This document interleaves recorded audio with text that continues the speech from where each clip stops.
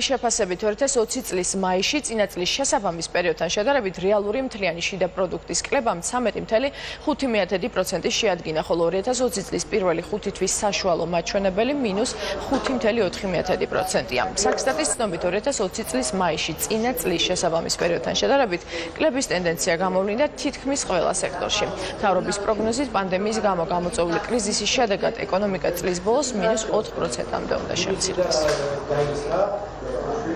ძირითადი სექტორები, რამაც განაპირობა ეს ეკონომიკის ვარდნა, ეს გახდათ მშენებლობა, ეს იყო ასევე სასტუმროების და რესტორნები, ვაჭრობა და დამამუშავებელი მრეწველობა. მშენებლობის დარგში ინფრასტრუქტურული პროექტების მიმდინარეობის მიუხედავად გამოვლინდა შემცირების ტენდენცია, აღსანიშნავია, რომ 9%-ით შემცირდა ნავთობპროდუქტების იმპორტის მაჩვენებელიც.